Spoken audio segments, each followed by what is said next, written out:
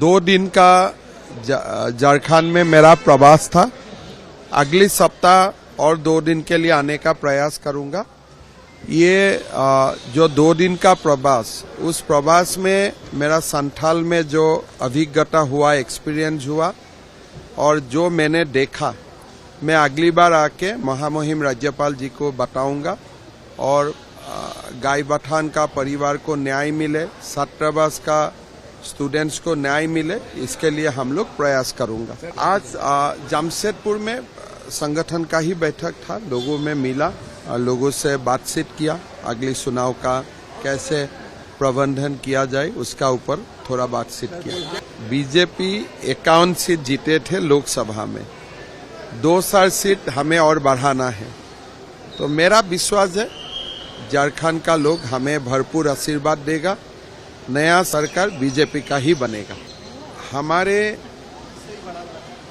पूरी सीट में तो एक ही बार में पार्टी देना तो संभव नहीं होगा, लेकिन हमारा प्रयास होगा कि थोड़ा चुनाव का पहले ही कम से कम जो सीट में बहुत ज्यादा उम्मीदवार नहीं है, ऐसा सीटों का अगर हो सकता है तो हम लोग कोशिश करेगा। ये समझा जा रहा है कि एसटी रिजर्व सीटों पर ज्यादा, ऐसा नहीं है। हमारा आदिवासी सीटों में भी, हर सीटों में हमारा नजर है, लेकिन ऐसा कोई सीट है जो सीट में पार्टी उम्मीदवारों का बहुत ज्यादा कंपटीशन नहीं है, वो सीट हमें थोड़ा, अगर सेंट्रल पार्टी सोचता है कि थोड़ा आगे भी दे देना है, कोई उसमें समस्या नहीं होगा। देखिए, ओबीसी का सब कैटेगराइजेशन कोई प्रदेशों में है, कर्नाटक में है, कोई सारे प्रदेशों में है।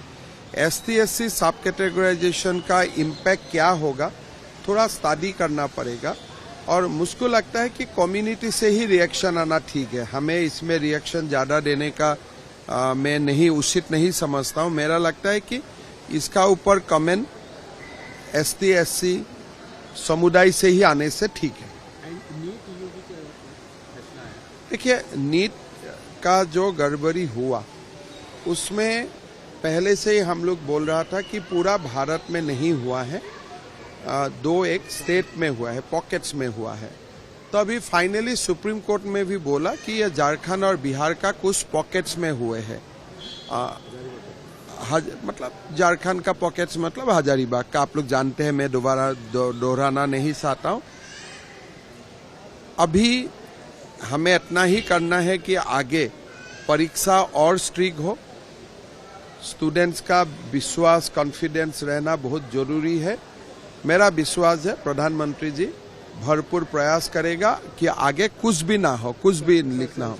देखिए, मैं इतना ही बोलूंगा, अगर मेरा कॉन्स्टिट्यूएंसी में 300 लोग मारा जाता है प्राकृतिक दुर्योग का कारण, वो समय में ईडी का याद नहीं रखूंगा।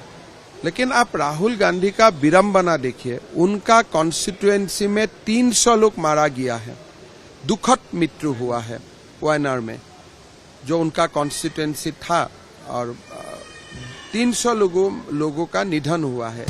वो समय भी वो राजनीति करने का उनका पास समय है। वो व्यक्ति का मानसिकता एक बार आप लोग सोच लीजिए, कैसा अद्भुत मानसिकता होगा। जैसे असम में बाढ़ था, वो समय हम बाकी सब बातें भूल गया था। इसलिए जब एक समाज, एक अपना क्षेत्र का लोग प्राकृतिक दुर्योग का सामना कर रहा है, 300 लोग मारा गया है, निधन हुआ है, और कितना लोग निधन हुआ है उनका भी अकाउंट्स निकालना बाकी है, काम चल रहा है राहत का। ये व्यक्ति पॉलिटिकल ट्वीट्स कर रहे हैं, तो उसका मानसिकता आप लोग खुद समझ लीजिए।